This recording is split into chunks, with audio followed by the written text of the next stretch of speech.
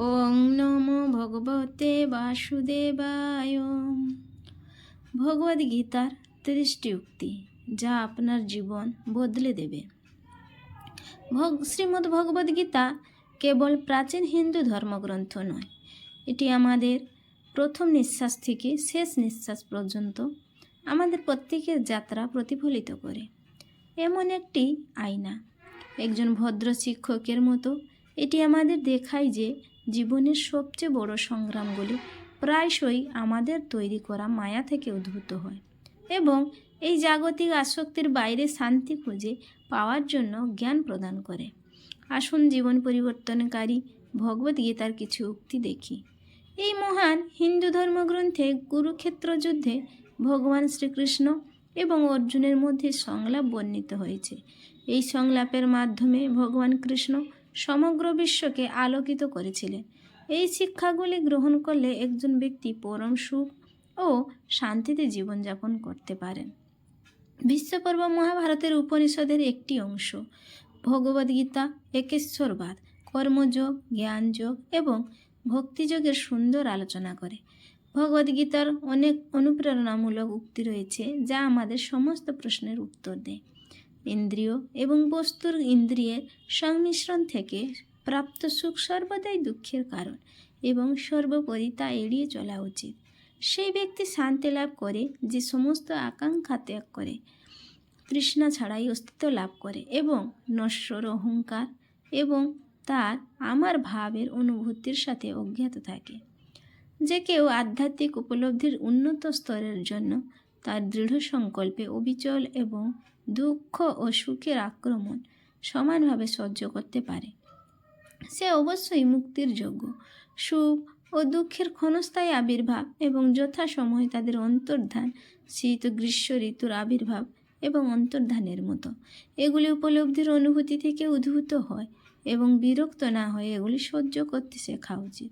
সুখ হলো মনের এমন একটি অবস্থা যার বাইরের জগতের সাথে কোনো সম্পর্ক নেই।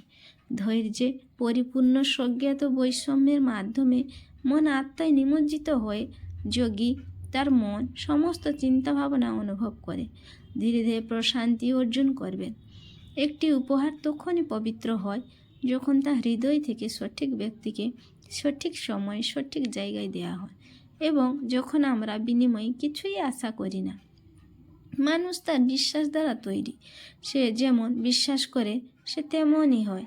সেই ব্যক্তি আমার কাছে প্রিয় যে সুখের পিছনে দৌড়ায় না, বেদনাদায়ক থেকে দূরে সরে যায় না, শখ করে না, কামনা করে না, কিন্তু ঘটনাগুলিকে যেমন ঘটে তেমন আসতে দেয় এবং যেতে দেয়। দীর্ঘ অনুশীলন থেকে সুখ আসে যা দুঃখের অবসান ঘটায়, যা প্রথমে বিষের মতো কিন্তু শেষ পর্যন্ত অমৃতের সমান। এই ধরনের সুখ মানুষের মনের প্রশান্তির মধ্য দিয়ে উদ্ভূত হয়। যে সন্দেহ করে তার জন্য এই জগৎ, এর বাইরের জগৎ, সুখ কিছুই নেই। যাদের জন্য শখ করা উচিত নয় তাদের জন্য তুমি শখ করো, তবুও তুমি জ্ঞানী কথা বলো। মৃতদের জন্য শখ করে না, জীবিতদের জন্য জ্ঞানী ব্যক্তিরা শখ করে না। জড় জগতের সকল সুখেরই শুরু এবং শেষ আছে, কিন্তু কৃষ্ণের সুখ অসীম এবং এর কোনো শেষ নেই। ইন্দ্রিয়ের জগতের কল্পনা করা সুখের শুরু এবং শেষ আছে এবং তারা দুঃখের জন্য জন্ম দেয়। অর্জুন, জ্ঞানী ব্যক্তিরা এতে সুখ খোঁজেন না, কিন্তু যারা শরীরের কাম ও ক্রোধের আবেগকে জয় করে তারা পূর্ণতা লাভ করে এবং আনন্দের বাস করে। তারা তাদের আনন্দ, বিশ্রাম এবং আলো সম্পূর্ণরূপে নিজেদের মধ্যে খুঁজে পায়। ভগবানের সাথে একীভূত হয়ে তারা ব্রহ্মী নির্বাণ লাভ করে। এই আত্মধ্বংসী নরকের 3টি দরজা আছে: কাম, ক্রোধ এবং লোভ। এই 3টি ত্যাগ করো। কিছু মানুষ যেখানেই যায় সুখ ছড়িয়ে দেয়, অন্যরা যেখানেই যায় সুখ তৈরি করে। যারা আত্মকে উপলব্ধি করে তার সর্বদা সন্তুষ্ট থাকে। আনন্দ এবং পরিপূর্ণতায় উৎস খুঁজে পাওয়ার পর তারা আর বাইরের জগৎ থেকে সুখ খুঁজতে চায় না। সুখ কেবল নিজের মধ্যেই পাওয়া যায়। যার কোনো আসক্তি নেই সে অন্যদের ভালোবাসতে পারে, কারণ তার ভালোবাসা পবিত্র এবং ঐশ্বরিক, আর ভালোবাসার সেই ছোট ছোট কাজ থেকেই তুমি সত্যিই সুখী হতে পারো। যারা নিজেদের জয় করেছে তাদের চেতনায় সর্বোচ্চ বাস্তবতা প্রকাশিত হয়। তারা ঠান্ডা, তাপ, আনন্দ, বেদনা, প্রশংসা, নিন্দা উভয় ক্ষেত্রেই শান্তিতে বাস করে। আমি এবং আমার সকল চিন্তা থেকে মুক্ত হয়ে একজন মানুষ পরম শান্তি খুঁজে পায়। এই ক্ষণস্থায়ী জগতের সাথে দেখা করো, কোনো আঁকড়ে ধরে নাও। ভয়ও না পেয়ে জীবনের উন্মোচনের উপর আস্থা রাখো, তাহলে তুমি সত্যিকারের প্রশান্তি পাবে। তুমি খালি হাতে এসেছিলে, তাই চলে যাবে। আজ তোমার কি? গতকাল এটা অন্য কারো ছিল, আগামীকাল অন্য কেউ এটাকে তার বলবে। যে ব্যক্তি সুখ দুঃখে বিচলিত হয় না এবং উভয় অবস্থায় স্থির থাকে, সে মুক্তির যোগ্য। সুখ আত্মার।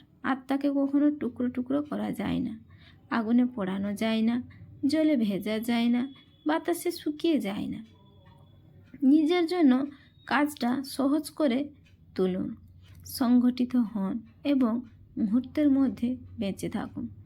আপনার দৈনন্দিন কাজকর্ম যেন আপনার সুখ কেড়ে না আনে। ধীরে ধীরে ধৈর্য এবং বারবার প্রচেষ্টার মাধ্যমে মন নিজের মধ্যে স্থির হয়ে উঠবে। সুখ বা দুঃখ অথবা ঠান্ডা এবং উষ্ণতার মতো দ্বৈততার মুখোমুখি হলে সহনশীলতা শিখতে হবে এবং এই ধরনের দ্বৈততা সহ্য করে লাভ ক্ষতির উদ্বেগ থেকে মুক্ত হতে হবে। যাদের ইন্দ্রিয় নিয়ন্ত্রণে নেই তাদের আত্মজ্ঞান বা আত্ম উপলব্ধি নেই। আত্ম উপলব্ধি ছাড়া শান্তি নেই এবং শান্তি ছাড়া সুখ থাকতে পারে না। অন্যদের কল্যাণের কথা মাথায় রেখে তোমার কাজ করো। ক্রোধ থেকে মোহের উৎপত্তি হয়। মোহে মন বিভ্রান্ত হয়। মন বিভ্রান্ত হলে যুক্তি ধ্বংস হয়। যুক্তি ধ্বংস হলে মানুষ পতন লাভ করে। যিনি চলমান কর্মে লিপ্ত হন এবং নিয়মিত গীতা অধ্যয়নে নিযুক্ত থাকেন, তিনি এই পৃথিবীতে মুক্ত এবং সুখী এবং কর্ম দ্বারা আবদ্ধ নন। যে মনে করে যে আত্মা হত্যা করে এবং যে মনে করে যে এটি নিহত, তারা উভয়ই যোগ্য। আত্মা হত্যা করে না এবং এটি নিহতও হয় না। আত্মা কখনো জন্মগ্রহণ করে না, এটি কখনো মরে না। একবার অস্তিত্বে আসার পর এটি কখনো থেমে যায় না। অজাত, শাশ্বত, স্থায়ী এবং আদিম। দেহকে হত্যা করা হলে এটি নিহত হয় না। মানুষ যেমন জীর্ণ পোশাক ত্যাগ করে নতুন পোশাক পরিধান করে, তেমনি আত্মাও তার জীর্ণ দেহ ত্যাগ করে নতুন দেহে প্রবেশ করে। অস্ত্র আত্মাকে ছিন্ন করে না, আগুন পোড়ায় না, জল ভেজায় না এবং বাতাস শুকায় না। জন্মগ্রহণকারীর মৃত্যু নিশ্চিত এবং মৃতের পুনর্জন্ম নিশ্চিত। তাই যা অনিবার্য তা নিয়ে তোমার শোক করা উচিত নয়। মরে যাও, স্বর্গ জয় করবে। জয় করো, পৃথিবীর সার্বভৌমত্ব উপভোগ করবে। অতএব যুদ্ধের জন্য দৃঢ় প্রতিজ্ঞ হয়ে ওঠো। অর্জুন, সুখ দুঃখ, লাভ ক্ষতি, জয় পরাজয়কে সমানভাবে ধারণ করে যুদ্ধের জন্য প্রস্তুত হও। এভাবে তোমার কোনো পাপ হবে না। হরে কৃষ্ণ, রাধে।